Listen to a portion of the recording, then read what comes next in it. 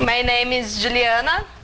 I'm from the Paulista State University, and I work at this lab that is the study nuclei of ecotoxicology, aquatic ecotoxicology and pollution. So I will start talking about the National System of Conservation Units, that is the protected areas, and here in Brazil we call conservation units. So here in Brazil we split these on whole protection and sustainable use. I will just talk about the whole protection because it's my area, it's the area that I'm working. And here is the definition actually.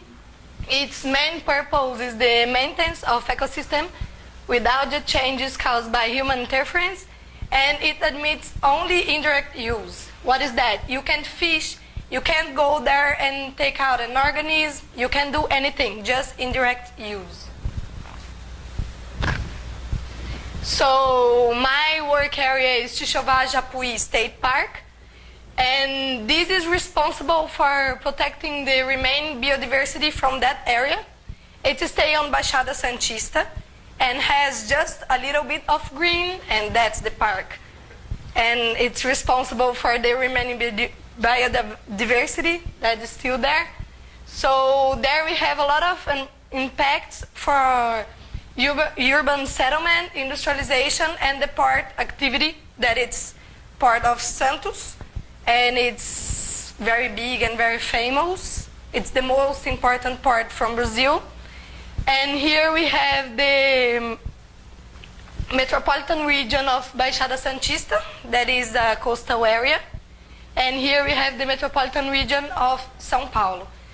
Baixada Santista is the nearest coastal area from São Paulo, and it influenced São Paulo influence on the development, occupation, and tourism from Baixada Santista, and it all together caused the degradation of natural resources. So the conservation units, it has its purpose impaired because of the surrounding area. It has a lot of anthropic pressure. So you create a protected area, but how you know if it's being effective? You have to evaluate the effectiveness by identifying the impacts on this area.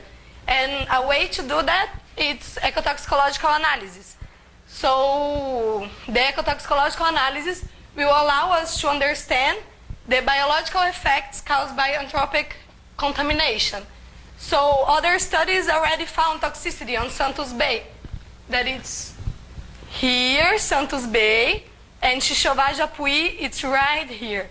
Takes the cities of Praia Grande and São Vicente.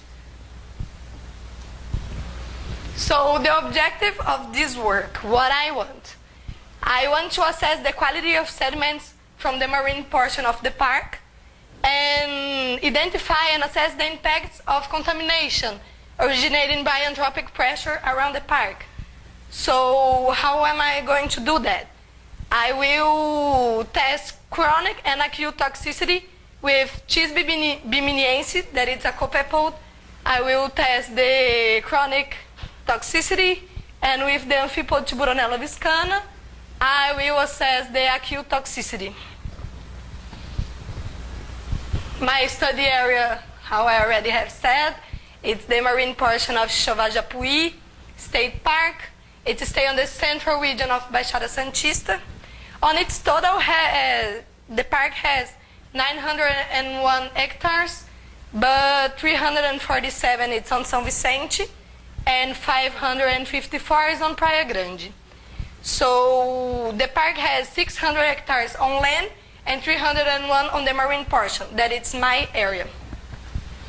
So here we have Brazil, the state of São Paulo, the Baixada Santista, and the Japuí State Park.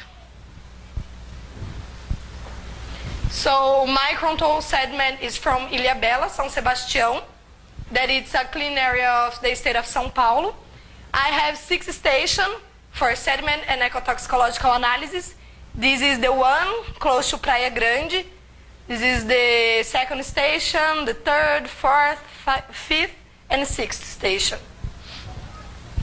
So my acute toxicity test will be with Tiburonella viscana, that it's disamphipoid. It's a 10-day test of exposure to the sediments, and any missing organism will be considered dead. My chronic toxicity will be with Chisbe biminiensis, that it's a copepod. It's a 7-day test of exposure, and I will analyze the sublethal effects. What is that? I will put 10 ovigerous females, and then I will count the nucleus and the juveniles, and then I will divide by the number of the females, and then I will have the reproduction rate. So my sedimentology, I will analyze the granulometry, the calcium carbonate, and the organic matter by these protocols. My statistical analysis, I will make the T-student test, I already have made, and this test will allow me to compare my data sample with my control, and then by this it's allow me to differentiate my samples from toxic and non-toxic. So it allow me to determine my possible impacts on these samples, the toxic samples. The conclusion, the stations 1, 2, and 4 were statistic different from the control, so it was toxic, and the station 5 has an indication of toxicity on the acute assay. That it's because standard deviation, it was really big, so it was a statistic different from the control. And the chronic assays, I found the stations 1, 3, 4, and 6 has just an indication of toxicity, because on this assay, the control has a big standard deviation, so it wasn't different. And by that, I can assume that the anthropic activity around the park, it is affecting the park, and further studies has made them to mitigate these impacts. Thank you.